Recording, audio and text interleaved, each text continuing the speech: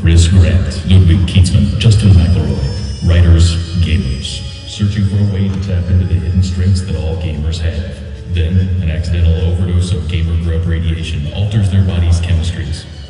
And now, when the three grow angry or outraged, a startling metamorphosis occurs.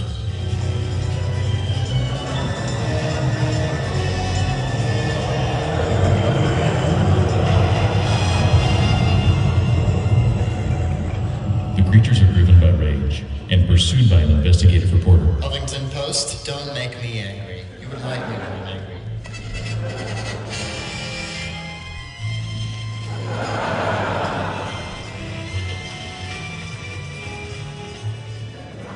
The creatures are wanted for a murder they didn't commit. The Joystiq Podcast is believed to be dead, and they must let the world think that they are dead, until they can find a way to control the raging spirits that dwell within.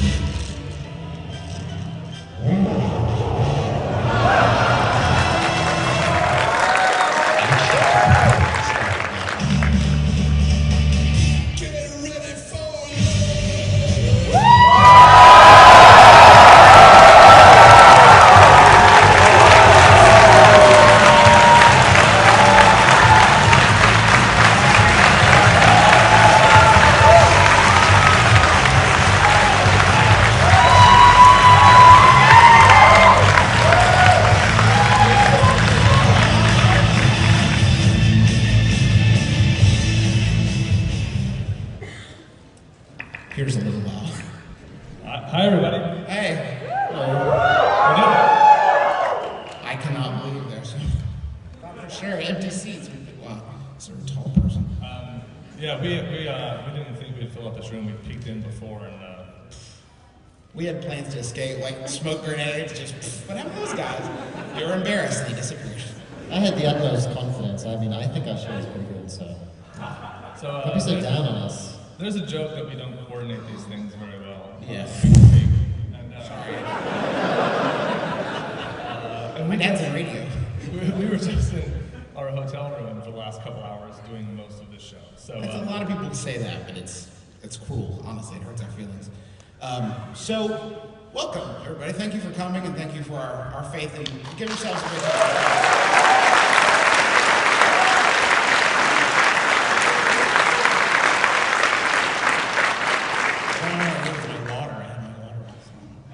It all fell apart. So, what? Yeah. No. I will drink that if it comes to that. So, PAX East has come. We're all here together. Did you guys have a good trip in? my trip was uneventful. Did you happen to get on the right bus? The situation was normal. I got on the right bus. I just got in at 4 a.m. and then I sat in the lobby of my hotel for 4 hours. Also, I was with him making sure he got on the right bus. So Yeah. That's really my expertise. Chris told me that he had gotten in, he rode the bus here at 12, got here at 4 in the morning, the hotel wouldn't check him in, those guys. And I asked if he was going to be sleepy all day, and he said, no, I have crack. He's from Philadelphia, I don't know. The Philadelphia. You give it out when you leave. I had an interesting trip. I got onto the plane, and we were waiting to taxi, and my nose started gushing blood. So here's the first question I ask anybody when they have a nosebleed, and be honest. Okay. Were you picking me? No, I would own up to it. I've said some pretty heinous things on this show. I don't think I would have any reason to hide it. I was not picking. At the time, I was just... I write about video games. What do you mean? Justin's more of an earwax guy anyway. I've seen Yeah, I'm more sleep crud. No, I was not picking. It was the change in... I just got off a connecting fault, so my nose started gushing. And it sort of down my face, and I've got my, like this, and that's not a good look. This is usually where people keep, like, napkins and paper towels and things. So I reach up, like this, to press the stewardess button with, like, my fist there, and I was trying to push the button, and because I only had the one hand, so I didn't want to take it off and press the button. So eventually I got the stewardess. Blood is, at this point, I mean, if you don't have something to stop it, that bitch is gonna bleed. Like, it's gonna bleed. You've gotta have... To death. So it will bleed. It will bleed pretty badly. So the stewardess comes over and hands me a wad of paper towels, and I correct myself. The woman next to me, of course, is looking at me like a leper. She was looking at me from Adam, and I eventually get it stopped, and she says, "Do you need to go back to the gate?" And of course I didn't, but for a moment, that power was intoxicating. I could be that guy for once. I could be, just turn it around. Look at this thing. I need my Meemaw to come and pick me up. So that was my trip. The 2 hours, this lady still looks at me every once in a while. This. I don't know if they're red in the back of the house, but maybe in the video feed later. It was the kind of look you'd give somebody bleeding from his face on flight. Communicative. I have this bag of lozenges. These are cough drops because I'm not feeling myself. And I've been taking these pretty much all day. But there's a good thing in all this. So I think that I could be patient zero at this PAX. That means that I could get a lot of Twitter followers, because for like at least 2 weeks from the show is ending, people will be saying, "Oh man, I still have this disease, and who the hell is PAX? Patient zero." And it could be me. But I have one concern. I probably picked this up at GDC, which means there was a patient zero over there. And if that gets traced back to that guy, then I lose my fame. So I have to make sure this is covered up, because I don't want to be like the Millie of diseases, right? I want to have ownership of this. You don't want to be the Milli Vanilli of making people miserable. Sorry in advance, by the way, you're all getting sick. People get sick at GDC, you're getting sick. Shouldn't have kissed him, I'm sorry. Yeah, it was nice though. So we made an outline of the show before we started, and we wrote it down on a notebook here. Did anyone bring that? Did not bring that. Did not bring I remember what the next step was though, ready? What? Well, we were gonna, yeah. What games did you play here at PAX East?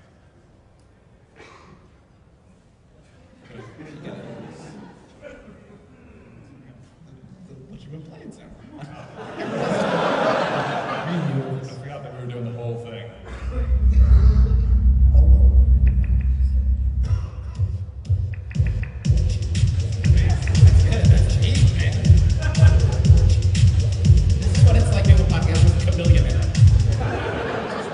You only get this experience if you have like insanely expensive headphones. Yeah. We'll edit that out later. So that part of the whole exchange, that's a secret exclusive donor stuff. So, you didn't play anything, did you? Ludwig, yes. I played a game. I played Outland. It's coming to XBLA and PSN. It's developed by Housemarque. They did Super Stardust HD and recently did Dead Nation. It's an excellent game. I think if you like this sort of trend of really stylish 2D platformers, you need to look into it. It's got a great rhythm to it.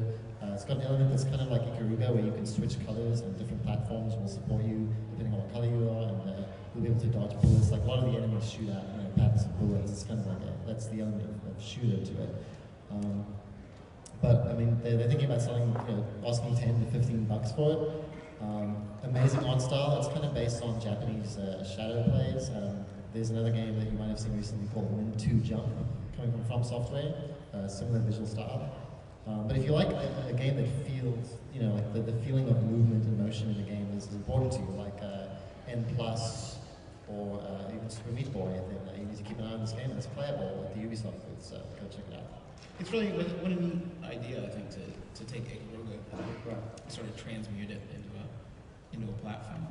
And it's much easier than Ikaruga also. That's good. Not for me, I mean, I get all, not a big deal, I get all the points, so I'm not concerned. Yeah, I played, because new Call of Juarez, I don't know, we might have mentioned it on the show. Maybe not the most Which one is that? That's the Western one, right? Yeah, that's the one with Ice Cube and Halle Berry in the Old West. And it's Ice T. You keep getting Ice T and Ice Cube confused. It's not. You get your ices confused. Yeah, that's what it is. It's my ice. I didn't say vanilla ice. It's something. Yeah. Closer. I'm getting there. It was ice. What? What's going on? By the way, I want to mention this. I want to mention this up front. If you've never listened to our show before, in-jokes, it's just weird. I just want to say that up front before we go too much farther. So, Call of Juarez, the Cartel, I believe I'm pronouncing that correctly, is I was not super hip on it, because I like it. I like Bound in Blood a lot, and I think we said this in the show, that last year you said the most popular Western that's ever been in history, so let's take it out of Westerns, because those obviously aren't flying off the shelf. So, but it's a modern game, and one of the dudes is like a distant descendant of the preacher guy from anybody Bound in Blood. You remember the? Did they have to make that connection? Really? By law, yes, I think so. And he does quote scripture because his dad was a pastor, but he's also a bad dude, so he uses a lot of foul language. He comes from the Samuel L. Jackson School of Scripture. Precisely, right. Yeah.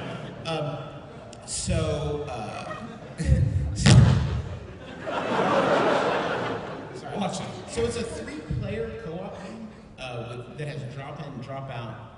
3's a weird number. Yeah, 3 is a weird number. It has drop-in, drop-out co-op, and you know, one of you controls the team. Somebody is playing and they lose interest, they can quit, and the AI takes over, which I guess is what drop-in, drop-out means. So it's probably unnecessary for me to explain that.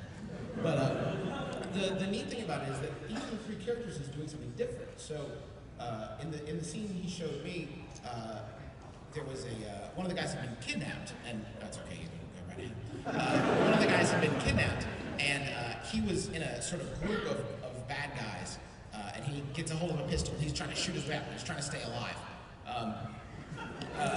And they have another guy who's a sniper up high, and he's taking shots and trying to cover that dude. And then there's a third guy who's sort of rushing the captive guy.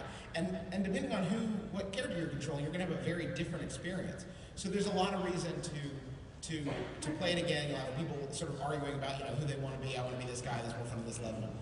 And you can play through as any character you want to. So again, you're going to have a different gameplay experience depending on each of those. The other one they showed was you're like doing a podcast. I'll take a picture. You're just doing the panel. You can't get people for that. You're EIC. Okay, you. So he had a racing level. So there was one dude driving, and 2 other guys were shooting out their window at the I don't know. I didn't play it. Bad guys. Bad guys. Kill Enemies. them. Kill them. Nazis. Yeah. Shoot you. Nazi zombies. Yeah. Cartel guys, I guess. Drug dealers. I hope, because they're in cars. Like, they don't paint them or something. I don't know how they know that. Get that guy. But he told me this gentleman is very nice from Techland, who I don't know their country of origin. Poland. And he said, since you are a cop, you cannot kill innocent people. Some innocents, okay. Kill too many, you fail the mission. Really? I don't know what your brand of justice is in West Virginia, but that sounds accurate. Is that how That's cops how it work? works, yeah. Ricky, that's your fourth baby. Yeah, you're out. You killed too many innocent people. It's like that's their grand vision of how cops. Give me a badge and your gun. We're gonna have to look over this a little bit. Yeah, we're gonna have to take this back to the IA guys and see if that was a necessary. It's like the Wire of Western video games. But I expressed to him, I said, what's up with the Western thing? Because you guys had a Western franchise. Westerns are back. The way he put it to me is in a manner that was much like PR spin. He couldn't really look at me and say, well, Call of Duty is really popular. So we just make it modern, sell more. But he said that they had always believed that there were elements of the Western that would carry over. So things about that, the grittiness there, and the themes of loyalty and horses. Maybe horses. There's probably a horse. There might be a horse out. And goats climbing the ladder. As a Call of Juarez, we've never seen it. Would carry over to a modern game, and they said this is their opportunity to sort of prove that, I guess. So I don't know. It looks neat. Graphics. It's using a Chrome 5, which is the 5th version of the engine they used for both Brothers in Blood. Bound in Blood.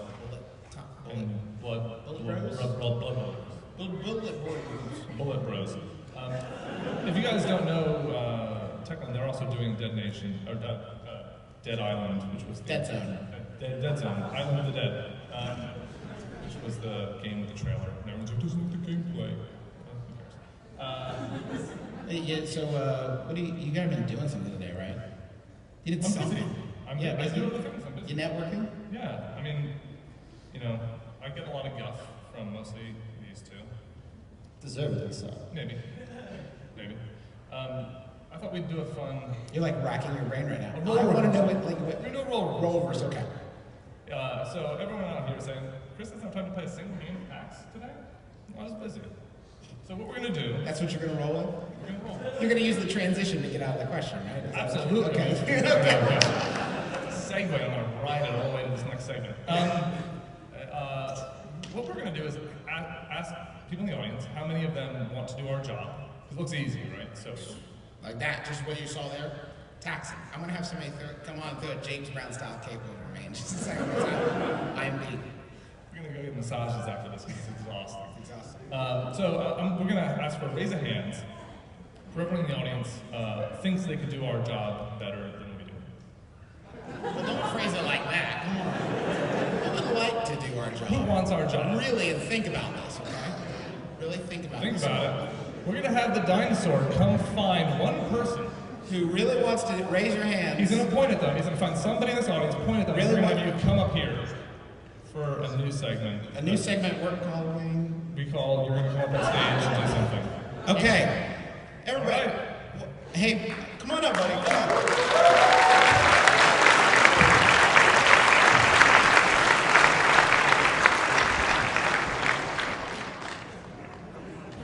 Okay. All right. So here's how it's gonna work. So video games. What's up? Hello. What's your name? Elias, Elias. It's a pleasure, Elias. Mexican accent. I said it's a pleasure.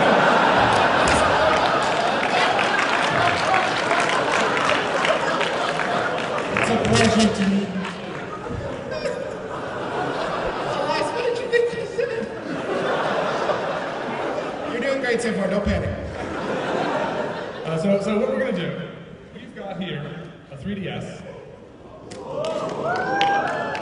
got Super Street Fighter 4. We're gonna have Elias play this for the next 20 minutes, where we take Q&A from the audience, and then he's gonna tell you all about the 3DS. Because it's easy. It's an easy game. It's easy games. Everybody, let's hear it for Elias.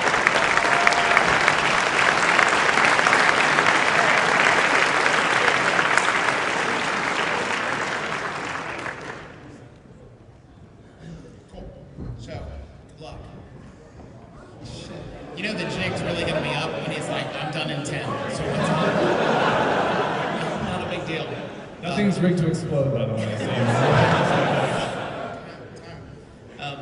So let's do some Q&A for a little while. Give our boy Elias some time to.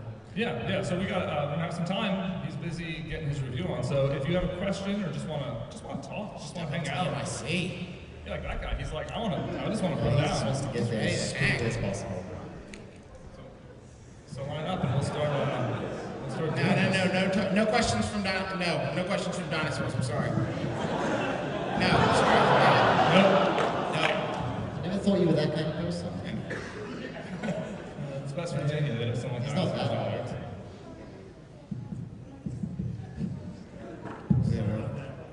Want to get this on video too? Okay, good. Hi. iPad is questioning. Are you buying the iPad 2? I've been upgraded.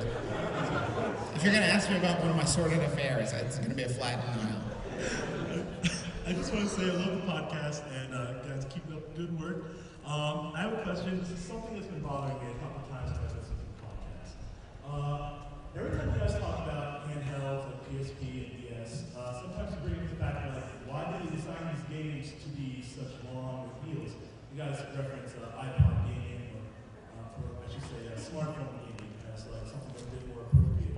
Do you feel that sometimes just do you take into account the not to sound like someone who's like, oh, look, but I mean like Japanese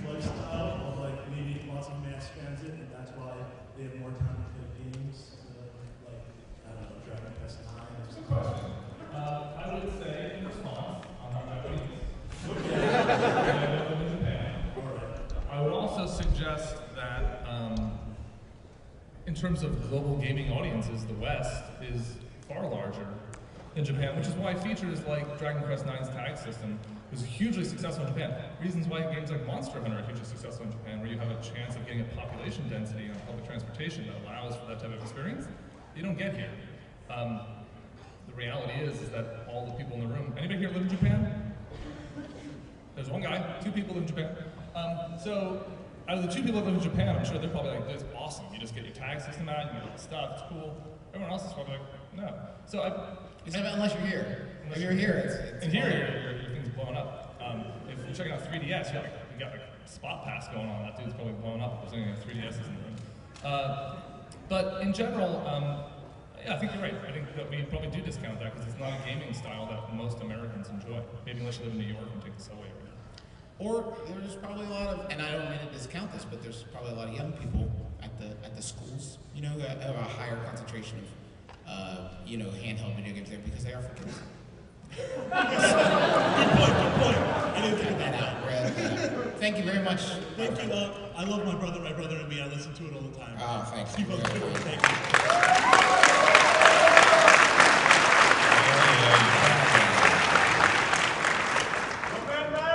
What's up? Hey now. Can we get a little love from Griffin down here? What? Hey, Griffin, he's right here. Come on. Hey, what's up? Hey, what's going on, guys? Ew. You guys have touched upon this on a previous podcast, but I was wondering, since the industry seems to be so tight-knit, like all the journalists and all the developers kind of like knowing each other pretty well, is there a specific time you can remember where you maybe talked about a game that didn't really get like the praise that maybe the developer thought it earned, and then you had to see that developer or, you know, someone in that, yeah. So Justin was telling us a story today on the ride over here. Yeah, about a box of things. There's a box. Oh yeah. A certain box of items. Now I don't know if I can. I'm not supposed to. I wrote a review of a game called Fighters Uncaged, Unleashed for the Kinect, and I may have mentioned in there that I would rather eat a rain-soaked box of poison buttholes. This was an IM conversation for 15 minutes where we were coming up with the most disgusting thing that wasn't too disgusting. I worked on that gag. So I was told that there was someone in the either marketing department or somebody there at the studio who had kicked around the idea of fashioning a rain-soaked box of poison buttholes and sending it to me, but chickened out, I guess. So. Would those be edible? I mean, I hope so. I mean, they're poisonous, I'm sure. Envision them as dried peaches, by the way. It would just be like dried fruit. And poisons. And covered in rain. And buttholes. And also buttholes. If you, so to answer your question, does it happen? Yeah. Is it awkward? Sometimes. It's awkward, but you would be surprised. Most of the guys making games will. Like they know. They know. I mean, that's not a joke. Like they know if they just posted up a clunker. You know, it's not a huge surprise to them. All right, let's keep it moving. Yep. Hi. Last year, I really creeped you out. So I apologize here first. Yeah. We creep out easily. Yeah. I will. My main question is like, at PAX, like, do you feel like smaller games like Mist Explosion Man or like Battle Block Theater, like not like small, like less than large as like Sure, like non-retail. Yeah. Downloadable games. Downloadable games, that kind of thing. Yeah. like not like Assassin's Creed system of deep traveling pants, like not like that. Right. Like more like that have a better chance at like exposing themselves and like showing more people than like would normally see them. Yeah. When we talk about people exposing themselves, then we are getting creeped out again. Yeah, I mean, so if you look on our site right now, on the Hero is like the big unit we have up top, and it says like, come check out games at PAX East, playable today, or playable PAX Fez, Bastion, other ones that I put up there. I don't know. It's not a box. I don't care. But yeah, I mean, I think in a lot of ways, a lot of the games that we pay attention to or are excited about are downloadable games. There's a lot of exciting stuff. You know, I think PAX East last year was Monday Night Combat. I think that was really exciting. Ludwig, you were just talking about he was just talking about that new house market. Outland, yeah. I mean, you just just have such a better connection to the fans at this kind of show. Even we have to wait in line to play games, right? Like there's no separation, no, like I guess you could say privatization. And those kinds of games really thrive on that kind of feeling. I think Super Meat Boy, that was a huge hit, but it started out as sort of like an indie darling, and we gradually got exposed to it. And this kind of event is a great way to sort of start that off and grow from there. Press like us will pick up on that, and it'll get bigger and bigger from there. Next question. Thanks. Thanks, man. Hey, what's up? Hey. So I was just texting my friend, when do you want to get drunk tonight? What's the policy on cussing on this? Same as. Is it people allowed to cuss at PAX panels? Somebody said fuck it, Mega 64. Well, now Mega that's 64. Jerry's podcast. All right, you did it. All right. I have a question for the audience. Where were like all of you guys last year at PAX East? There are so many of you now. Yeah. Last year was my first year, first time listening to the Joystiq Podcast last year at PAX East. This is my 1 year anniversary. Is this the first time anybody else in the audience is watching this nonsense for the first time? You suck. Wow, what a treat. What do you guys think? Yeah, so far, is it going okay?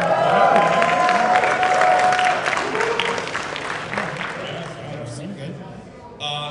In that year, since I was last here, you had a site redesign. I was just wondering, how's that working out? How's it going? Our site redesign? Well, how's it going? It's going great. How's it going? Do you guys like the site redesign? Anybody miss the blue? Who misses the blue? Yeah, who misses the blue? Who Yeah. misses the blue? Yeah, thank you. I've not heard of that site. That's one little scroll. That's great. Next question. How do you guys keep yourselves from punching each other in the face during arguments of your favorite games? Let's say, Oh, it's so easy. I know I lose, so I never bother doing that. We all live many hundreds of miles away from each Also, you'd be arrested. Like people would think you were beating on a minor. That's true. Yeah. If I hit Justin, I think I was beating on a minor because he was in West Virginia. Get it? West Virginia. And I have another question. What podcast do you listen to besides probably your own podcast? Have you heard of My Brother, My Brother? Yes.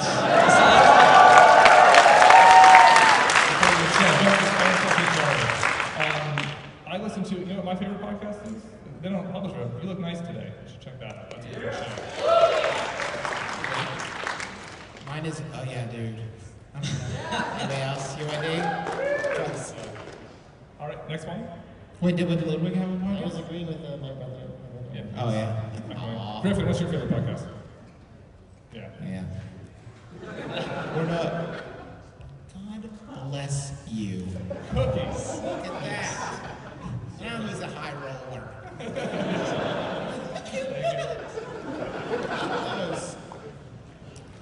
Hi. So I have a friend, MK, who's looking to change her gamer tag to something a better one that's also a warrior cat name. I already suggested Bramble Pelt and Peepo's Nasty Gilly. She said no to both of those. So I'm wondering, do you guys have any suggestions? I like Perforator. What? The perforator. Ooh, the perforator. Think about that. Griffin used to have the best one, and I think he stopped using it. The Huggernaut. That's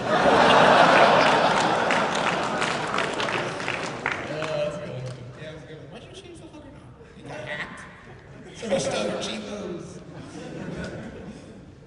What's up? So I'm a big board game fan, and I know.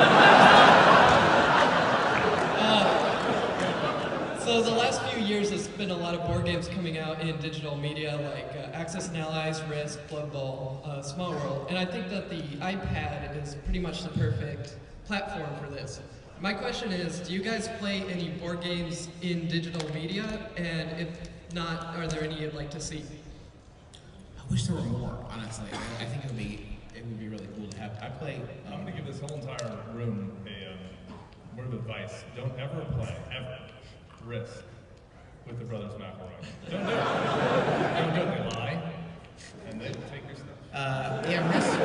We played Risk Faction some. I've played my little sister-in-law. We played a lot of a small world on vacations and stuff. There's a lot of other games like Last Night on Earth and Pandemic that I'd like to see come to. Last Night on Earth would work. Pandemic probably would, like on a digital platform. But those are the main two that I've been up on. Nope.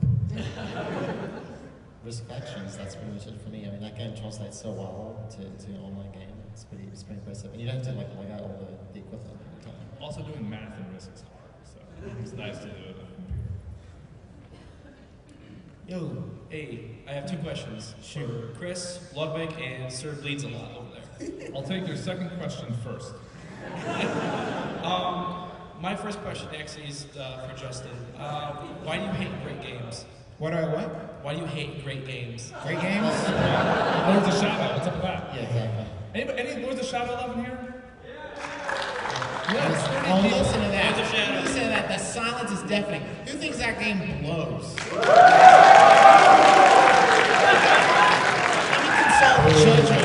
Yeah, it sucks. Thank God for Luddy, and I totally agreed with what you said. To me, it felt like a very overshadowed game for 2010, and I can. Did you say over shitty or Overshadowed. And I can't wait for the DLCs that's out at the end of the month. I'm sorry the font wasn't to your liking, Justin. Yeah, the sorry, font, right? The sorry you font's had when you reminders interact. about compressors. That's terrible. And my second question is, how did you guys get started? Did you all go to school for journalism?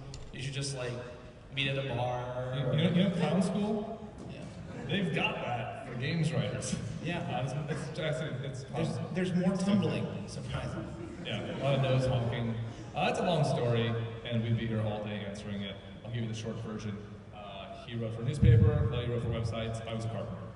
And they all got jobs at Joystiq because of that. Yeah, what's up? Right. Next one. I just wanted to know, are we allowed to know who's the dinosaur? It's just a dinosaur. Next question. Explanation. They really know you're not missing any gags. What's under your guys. skin? I don't know. It's just Rip it off. dinosaur meat, you know? Yeah. Dinosaur guts. I would like to know from each of you, first of all, your favorite Pokemon, and second of all,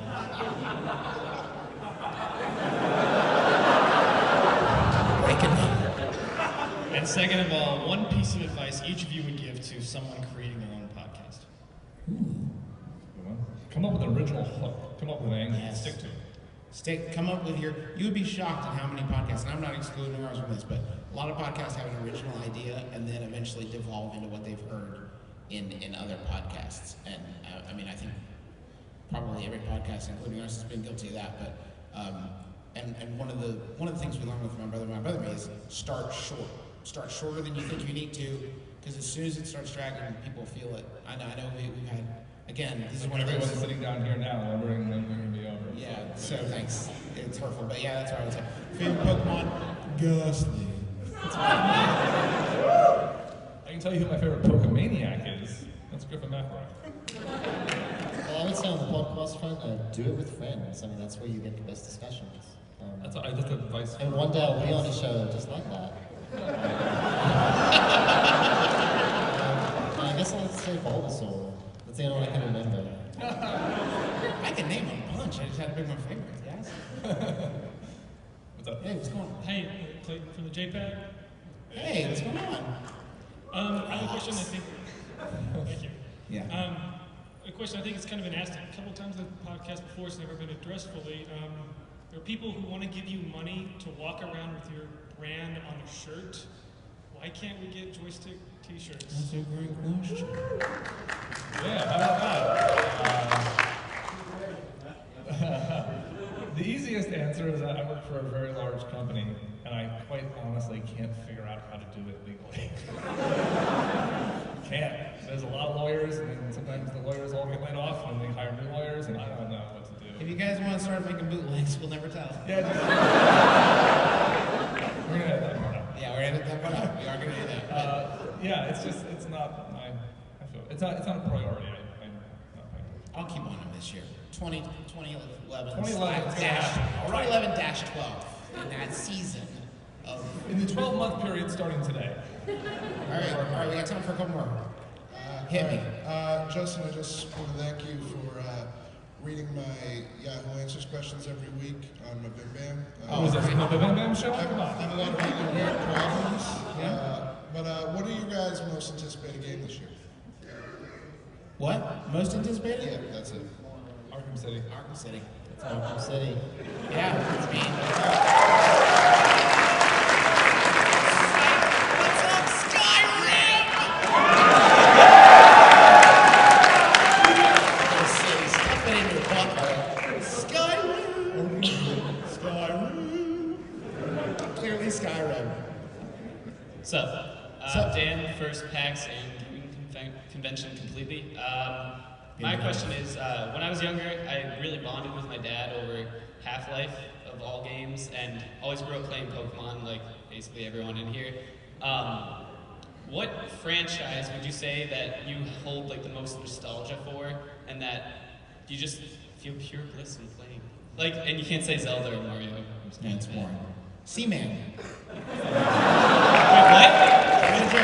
Seaman, I will get out and I will play Seaman every few years, just because when that game came out, it's so unlike anything that had come before it, and still, like, I'm not saying that there are a bunch of really great game design lessons to be learned there, but hasn't been anything else a lot like Seaman, and that's the one that I bust out. Plus any FMV games, nostalgic. I played Ground Zero Texas a few days ago. It was awesome. I have an answer in two parts. Personally, the game that I always go back to and I feel that way about is No One Lives Forever, because it kind of captures exactly what I like about games. It's a great shooter, it's got great action, great dialogue, it's funny, it's amusing. But going back further, I'd say Doom, because with my late brother, we used to play that constantly. I would watch him play, do every single level, and together we just kind of memorized the whole thing. And all those sound effects, all those level design, everything is just locked away in my brain forever. So when it came on XBLA, I freaked out. But that's an awesome game. Doom's a good one. I don't know. I think the closest thing I would have to a franchise that I really cared about for a long time would be Zelda. And I think like probably half the people in here probably don't have a lot of affection for it anymore. But most games I'm a little, I don't know, I'm like a shark. I keep moving, I don't go back or replay games a lot. Never? Keep going or die. Never? I'm nostalgic. Half-Life 2, Half-Life 2 specifically, in episode 1 and episode 2, I've replayed a couple times, which is really rare for me, because they're incredible. But not usually, no. I'm cold, heartless. I'm nostalgic for a second ago when I had a bite of cookie. No, thank you. It was delicious. Also, you don't happen to have another 3DS, do you? No, I just It's okay. We flew to Japan and brought that back by hand. Yeah. Next one? I have a question about the comment system. Could you guys never fix it? Because it makes articles from 5 years ago really absurd to read, and it's really funny. Here's what I would say about our comment system. It is the worst I've seen on the internet anywhere on any site. I'm not afraid to say that. I've said that internally for how long? 5 years? It's been the worst on the internet since the day we had it. And you could on your phone right now start a WordPress blog, and it will have a better comment system. Absolutely. We will have a new comment system soon. 2011, 2012. In that sense. Well, my real question was, could you guys never fix it? Because it makes like articles about like the release of the 360 way back in 2005, where half of the replies are replying to completely different people. It makes it really absurd and fun to read. So could you guys just keep that? Yeah. Well, the old posts are going to be there. They're going to be just as stupid as ever. They'll never be. The new ones will be great and well formatted and it'll be good. We're not. And about Gears of War 4, because that's about the time frame we're talking about now. Hey. First of all, clearly not a velociraptor because he can't open doors. And can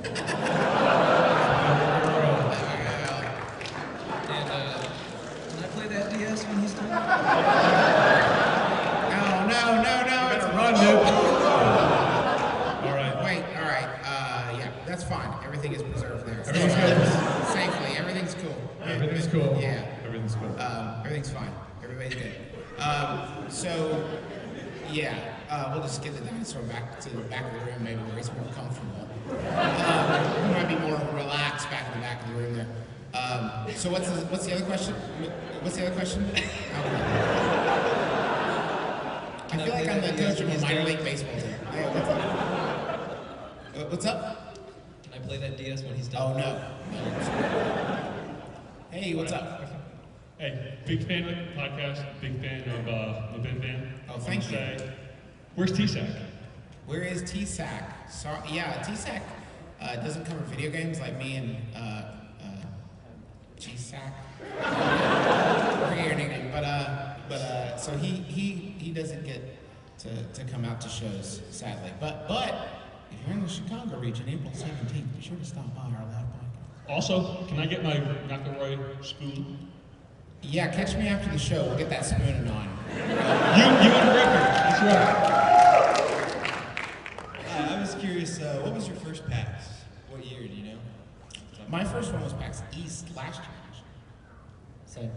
Mine was PAX in Bellevue, Washington, 2006. Back in the main Bauer Center? Yep. Yeah. Old school. My question is, have you seen the industry change with an event like this, one that's geared not towards the industry necessarily, but towards the fans? Has that had an effect? It's going to sound really simple. No.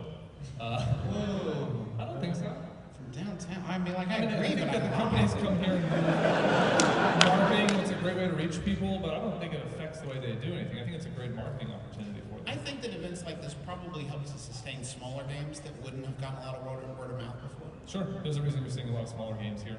I would like, actually, if one thing comes to these, I would like more fusion between the board game and video game community so they can learn lessons from each other. Because I think there's a lot video game designers could learn from people who are working purely on a game design intellectual level.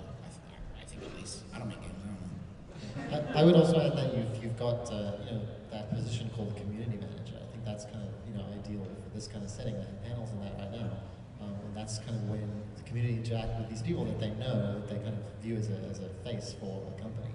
That wasn't there for that long time. Major Nelson kind of started that. So. Yeah. That's also Twitters and all the other Right. stuff. Your Facebooks. But staying in touch is important. Yeah. Okay, so I think thank you very much. I think it's time to get our man Elias back up here. Go ahead,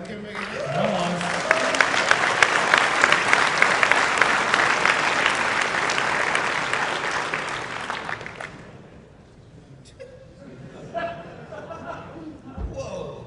See those moves, people? You need that to be a games journal. Yeah. So he's already got a leg up. So, 3DS, have you played one before?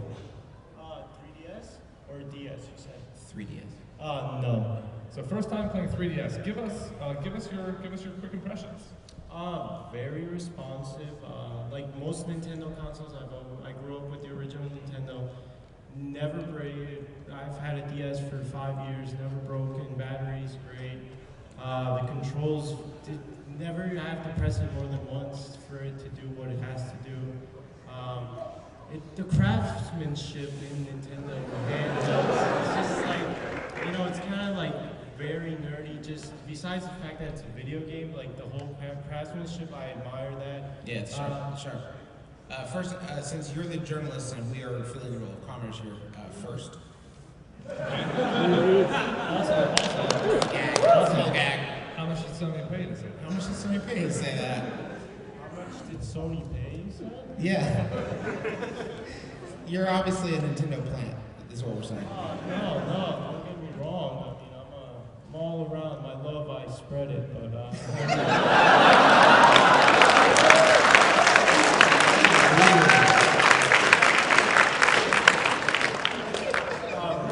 my girlfriend over there, she was like, the back of the screen, can you touch it? I was like, no, babe, that's the Sony NGP. So the 3D. I'm all around because of the Joystiq blog. Long time here, first time this. What do you think of the 3D effect? Does it enhance the gameplay? Is it just eye candy? Well, the game I was playing was Super Street Fighter 4. It's a fighting game. They did 3D wise, it's like the moves are popping. It did have a special fighting mode where it's like an isometric viewpoint. That's cool. But it was kind of more how should I say? It was difficult to play because I think isometric games like Tony Hawk 2 for Game Boy Advance was kind of hard to play because you can't see in front of you as much as you can from the 2D sort of or 3D. I'm waiting to see what actual 3D games, like where you move around, you know, in 360 degrees. But from a fighting game perspective, it looked really good. I mean, did you leave the 3D on the whole time? Yeah, I left it on. I did move it on to notice the difference, and it wasn't that much different. But So what's the score? What's the score? Yeah, Out of 10, what's the score? The score for the 3DS, I would give it a 8 out of 10. Out of 10. 8 out of 10. That sounded more like a 7. It sounded like a 7 to me.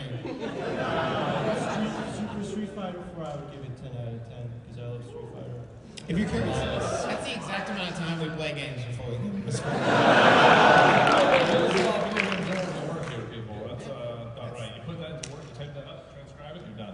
Yeah, I cut my teeth on Super Street Fighter 2 for the SNES, and so I've been a long time player for that. You shouldn't do that stuff, you will cut your teeth. Yeah. I used to play it on hard and try to beat it with Balrog, so I don't know if any of you know how hard that is. I beat Ken, but that's as far as I got. So we're gonna convene for a minute and give us 2 seconds. Just discuss. Let him keep the 3DS.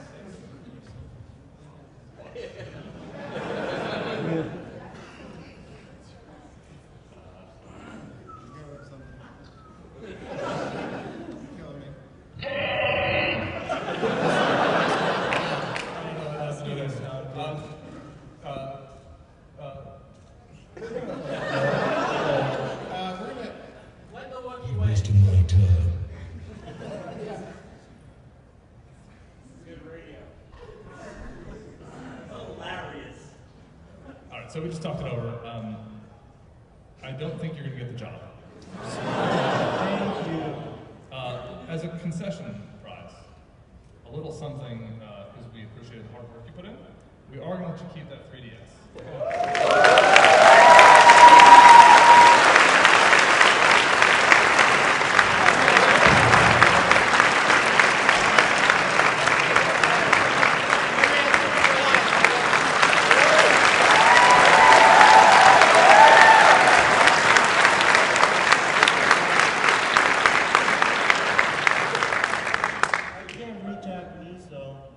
That's a Japanese 3DS. Yeah. That is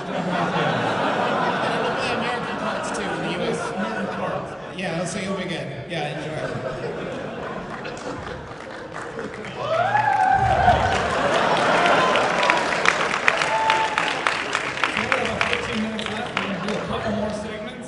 Since we did Q&A, I think we're going to skip emails, but we didn't want to skip a segment that we normally... We do have one email that we'd like to go back to the archives. Yeah, we're gonna dig one out of the vault. Out of the vault. And does Ludwig have the one from the vault? Oh yeah, so we have here... It's old favorite. We have a classic. Some of you might remember it. You know what? Looking at it, I don't think we can do this justice. We can't do this justice. There's no way. It's too bold. There's too much. Yeah. We're gonna need somebody with better pipes, I think. So like a really nice set of pipes that could maybe read this for us. Maybe somebody who's a bit more professional, I guess. Professional. Like a professional sound. Professional talker. Maybe somebody a little Bull-esque. A little alliterative. Alliterative name, yeah. Is there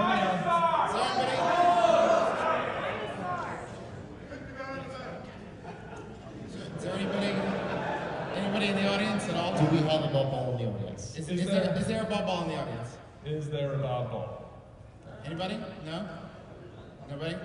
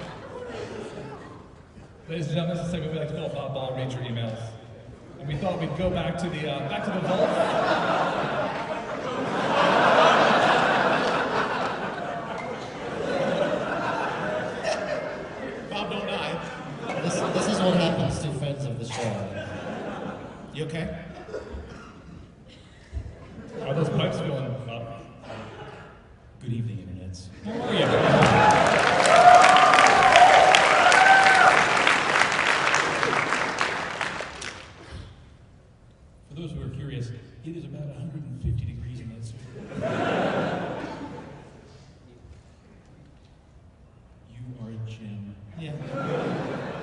You're my hologram. I didn't say you were like cut out or anything. I was getting cocky. Wii Sports Resort. I am a father of a young boy.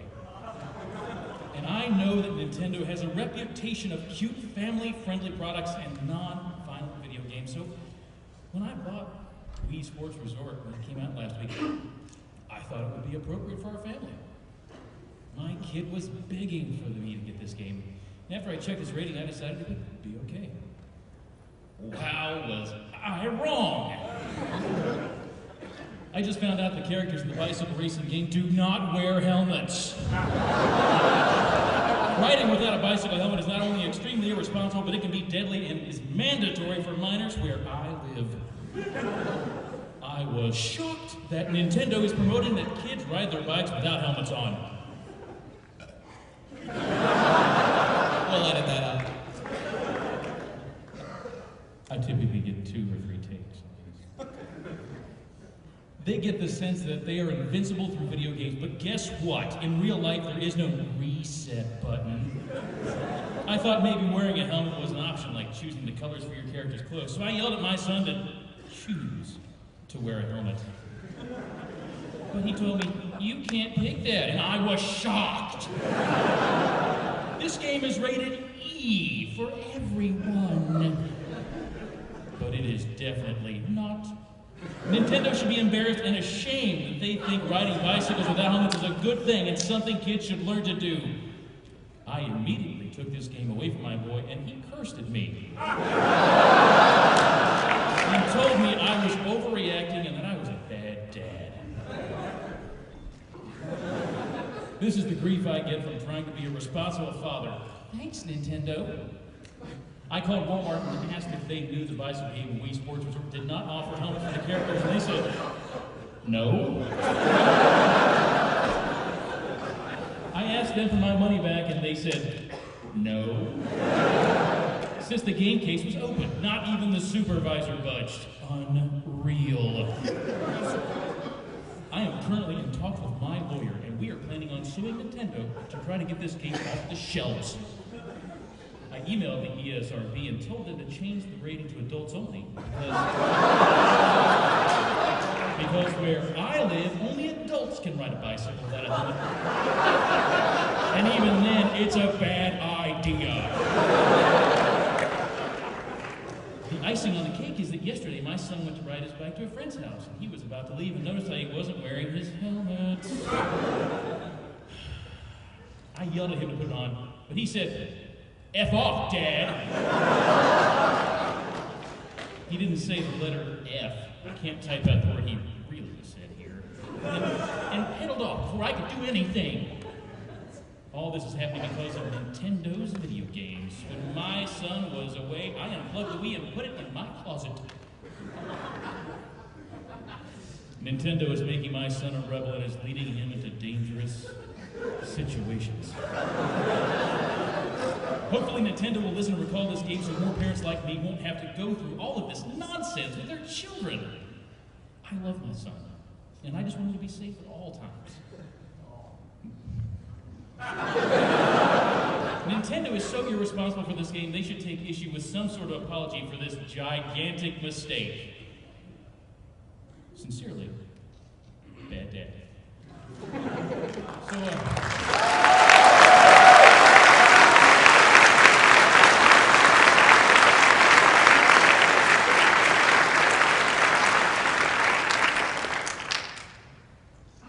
have you recovered? I don't think so. Are you having a heat flash, like hallucination? A heat flash? I'm pretty sure that he is very sincere in writing that. He seems, right? Like he seems like a... He seems, I mean, I made it sound like he was very passionate about it. To judge from your rating, he seemed pretty passionate. I mean, that dude could be 9 types of crazy, but he seems like he loves his son, and apparently bicycle safety.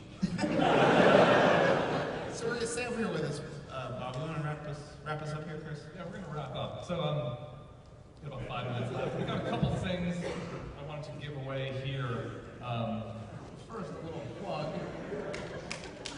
We got this guy.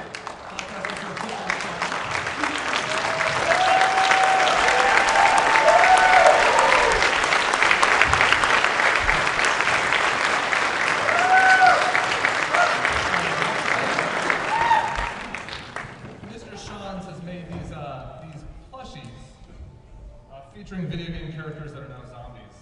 He even made one featuring our own Justin McElroy as a zombie, eating a box of brainberry muffin tops. We're going to ask Mr. Ball to toss these out into the crowd. Hasn't he done enough? No, physical labor. Push it to the limit, Bob. What else we got? We got tomorrow? Oh, and yeah, so tomorrow. That's dedication. That's dedication. Yeah.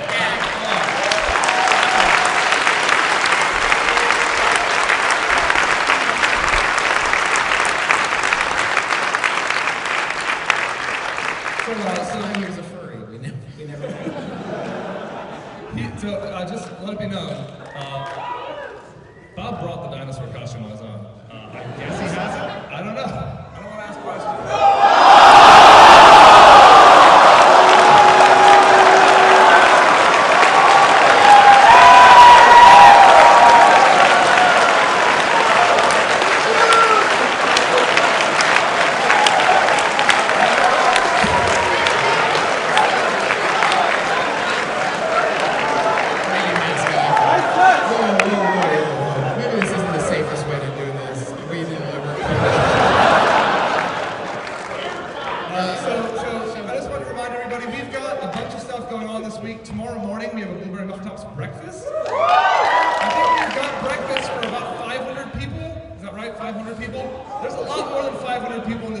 So I apologize that we can't feed everybody. We're going to be giving away a lot of stuff at the breakfast tomorrow. We've got, I don't know, like probably We've got Fighters Uncaged. We've got Fighters Uncaged somewhere in about the 300 video games we brought to give away.